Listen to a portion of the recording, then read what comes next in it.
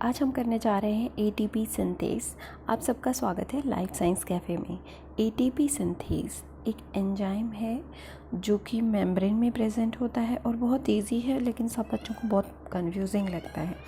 ठीक है, तो एटीपीएस को एफएटीपीएस बोलते हैं और एफएटीपीएस जो है एफ टाइप एटीपीएस भी कहलाता है। कहाँ कहाँ मिलता है ये प्लाज्मा मेम्ब्रेन में मिलता है, माइटोकॉन्ड्रिया इनर मेम्ब्रेन में मिलता है, और जो ऑक्सीडेटिव फॉस्फोरिलेशन होता है वहाँ पे इसे बी कॉम्प्लेक्स के नाम से जानते हैं। जो क्लोरोप्लास्ट होता है उसमें जो थाइलाकोइड मेम्ब्रेन होती है वो प्रोटॉन ग्रेडियंट को यूज़ करता है एटीपी को सिंथेसाइज करने के लिए।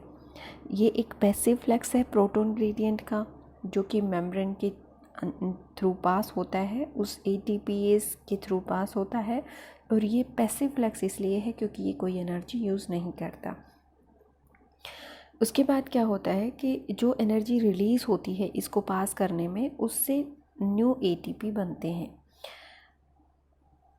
ये जो नए एटीपी बनते हैं ये एक्टिव साइट हैं एफएटीपीएस के, वहाँ से शुरू होते हैं इनका बनना। ये एक्टिव साइट कौन कौन सी होती है हम इस सबको आगे बढ़ते जाएंगे। बैक्टीरिया में कई बार होता है सोडियम आयन यूज़ होता है, वहाँ पे प्रोटॉन ग्रेडियंट को यूज़ नहीं करते बैक्टीरिया। तो जो ये वी टाइप एटीपीएस हैं, पी टाइप एटीपीएस हैं, एफ एटीपीएस हैं, ये सुपर फैमिली हैं किसकी? एटीपीएस की। उसके बाद चलते हैं कि जो एफ एटीपीएस है वो दो डोमेन से बना हुआ होता है। अगर आपको ये डायग्राम समझ में आ जाता है तो आपके लिए ये बहुत आसान हो जाएगा। ये जो दो डोमेन हैं ये हैं F1 डोमेन और F0 डोमेन।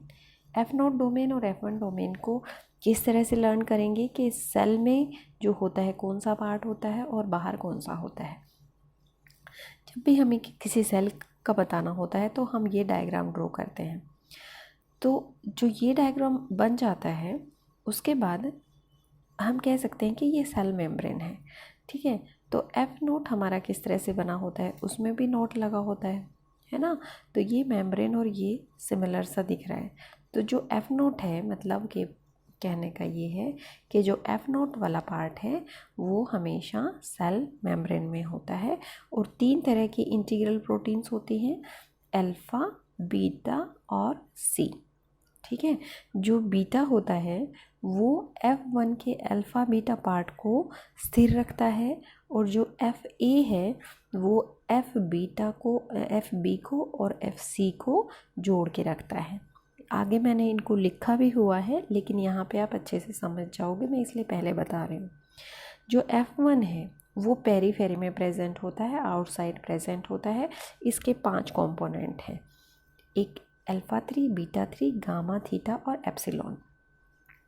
देखिए, जो F1 का अल्फ़ा 3 और बीटा 3 पार्ट होता है यही एक्टिव पार्ट होता है, और जो बीटा 3 होता है ये कैटालिटिक साइट रखता है, कैटालाइज करता है। यहाँ से एटीपी बनना शुरू होते हैं, और ये प्रोटॉन ग्रेडियंट से जो एनर्जी मिलती है उस एनर्जी को यूज़ करके एडिनोसिन डाइफॉस्फेट में एक और फॉस्फेट, इनऑर्गेनिक फॉस्फेट को ऐड करते हैं और उससे एटीपी बन जाता है, उसको फिर रिलीज़ करते हैं। इसका कुछ मैकेनिज़्म इस तरह से होता है। देखिए, एफ अल्फ़ा है और एक बीटा है, फिर बीटा है, ठीक है, फिर अल्फ़ा है। इस तरह से ये 3 जुड़े होते हैं, यहाँ पे फिर बीटा और यहाँ पे अल्फ़ा। तो क्या होता है, ये जो होता है ये पहले एक्टिव साइट में रहेगा, यहाँ पे आके बाइंड करना शुरू हो जाएंगे, फिर वो लूजली बाउंड होते हैं और फिर वो टाइटली बाउंड होते हैं। तो इन तीनों की पोजीशन जो है वो अलग अलग होती है। ठीक है, लेकिन इन सबको का काम एक साथ रहता है। जैसे ही एफ नोट के जो पार्ट हैं उसको भी देख लेते हैं। एफ नोट में जो एफ ए है वो 1 होता है, एफ बी है वो 2 होते हैं, और एफ सी होते हैं 9 to 12, कितने भी हो सकते हैं डिपेंडिंग अपॉन द ऑर्गेनिज्म। अब यहाँ से एक प्रोटॉन आया एफ ए के पास और वो एफ सी में एंटर कर गया। अब एफ सी रोटेटरी पार्ट है तो ये घूमेगा और इसके अंदर फिक्स हुआ है एफ नोट गामा। ठीक है, तो अल्फ़ा बीटा गामा जो है, अल्फ़ा बीटा स्थिर रहते हैं और ये रोटेट करता है, ये घूमता है। यहाँ पे आने के बाद ये इधर से 120 एंगल का रोटेट करता है और उसके बाद उस इलेक्ट्रॉन को, उस प्रोटॉन को लूज़ कर देता है।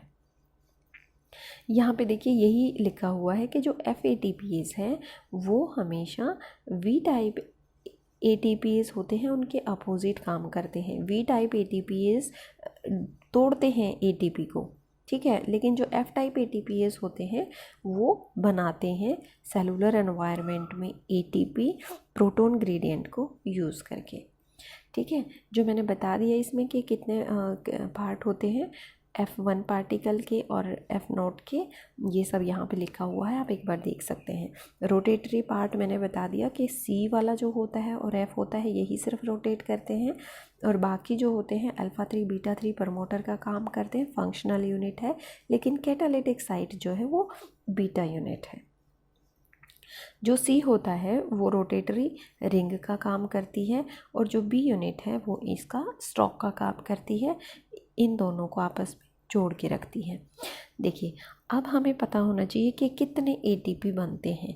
एक फुली रोटेशन में 3 ATP बनते हैं, ठीक है, लेकिन हम यहाँ पे एग्जांपल ले रहे हैं एक बार काऊ का। यहाँ पे 8 प्रोटॉन की ज़रूरत होती है एक कंप्लीट रोटेशन में, ठीक है। एक कंप्लीट रोटेशन में 3 ATP बनते हैं और हमें पता है 8 प्रोटॉन की ज़रूरत होती है, तो इसका मतलब एक ATP बनने में 2.67 प्रोटॉन हमें खर्च करने पड़ते हैं। तो ओवरऑल जो रिएक्शन है ADP plus pi plus 3 hydrogen, ठीक है, मतलब जो 2 माइटोकॉन्ड्रिया की मेम्ब्रेन होती है इस तरह से, यहाँ पे कंसंट्रेशन हाइड्रोजन की प्रेजेंट होती है, यहाँ पे ATP लगा हुआ होता है, ATPs F टाइप ATPs, तो ये आयन अंदर जाते हैं, ये यही कह रहा है कि यहाँ से बाहर चले जाते हैं मैट्रिक्स में, तो ये ATP बनता है, वाटर रिलीज होता है और 3 हाइड्रोजन आयन रिलीज होते हैं। अब यहाँ पे है कि वो किस तरह से ग्रेडियंट को यूज़ करता है, ये मैंने दोनों क्वेश्चन एक साथ डाल दिए, ये सब आपको विकीपीडिया पे मिल जाएंगे, और अगर आपको यहाँ से पढ़ना अच्छा लगता है तो आप यहाँ से भी देख सकते हो, ठीक है। मैंने विकीपीडिया से इनको उठाया है। जो हाइड्रोजन आयन की कंसंट्रेशन है वो इनर मेम्ब्रेन जो स्पेस में ATPs को पावर देती है, ठीक है। ये हाइड्रोजन आयन जैसे ही बैक फ्लो करते हैं तो ATP सिंथेसिस बन जाता है FATPs टाइप के एंजाइम्स में। जो फंक्शन होता है हाइड्रोजन आयन का, वो क्या करते हैं, हाइड्रोजन आयन मैट्रिक्स से इनर माइटोकॉन्ड्रियल मेम्ब्रेन के थ्रू पास हो जाते हैं और FATPs के थ्रू होते हैं। वो कोई भी चीज़ को मेम्ब्रेन से पास होने के लिए कुछ मीडियम की ज़रूरत होती है, या तो कैरियर प्रेजेंट होते हैं, प्रोटीन्स प्रेजेंट होती हैं, तो ये FATPs भी तो प्रोटीन से बना होता है ना, ABC प्रोटीन से, तो उसी तरह से जो A है और C है वो इनको पास करने में मदद करती है। इस तरह के जो प्रोसेस होती है ATP सिंथेस प्रोडक्शन की, उसको कीमोऑस्मोसिस भी कहते हैं और ऑक्सीडेटिव फॉस्फोरिलेशन भी कहते हैं माइटोकॉन्ड्रिया में। अब बात आती है कि ये इतने सारे हाइड्रोजन आयन आते कहाँ से हैं ATP सिंथेसिस में से पास होने के लिए। जो इलेक्ट्रॉन ट्रांसपोर्ट चेन है आपने ये याद करना है, इलेक्ट्रॉन ट्रांसपोर्ट चेन में ये NADPH और FADH2 से रिलीज़ हो जाते हैं इनर माइटोकॉन्ड्रियल मेम्ब्रेन में, और वहाँ पे एक हाइड्रोजन आयन का कंसंट्रेशन बिल्ड करते हैं और वो इनर मेम्ब्रेन में बहुत ज़्यादा हो जाते हैं। तब वो प्रोटॉन ग्रेडियंट क्या करते हैं, एंजाइम के थ्रू पास होते जाते हैं और फिर वो सिंथेसाइज करते हैं ATP। तो ये जो वर्किंग है वो मैं पहले बता चुकी हूँ। बहुत आसान है कि प्रोटॉन पोटेंशियल को एनर्जी यूज़ करते हैं उनकी माइटोकॉन्ड्रिया की इनर मेम्ब्रेन से, वो फिर ATPase से अंदर चले जाते हैं, वहाँ से एनर्जी मिलके ADP ATP को बाइंड करते हैं। क्वेश्चन आपको ये भी मिल सकता है कि कौन सा एंजाइम है जो ADP से ATP बना सकता है, तो आंसर आएगा ATP सिंथेस, जो कि इस पूरी वीडियो का हमारा टॉपिक है। उसके बाद हम पढ़ लेते हैं थोड़ा सा कि जो प्रोटॉन बाइंड करते हैं सब यूनिट से, F1 डोमेन की सब यूनिट से, वो क्या करते हैं, इसके किसी पार्ट को रोटेट करते हैं सबसे पहले, ठीक है। वो रोटेशन क्या हो जाती है, कैमशाफ्ट के थ्रू F1 डोमेन में चली जाती है।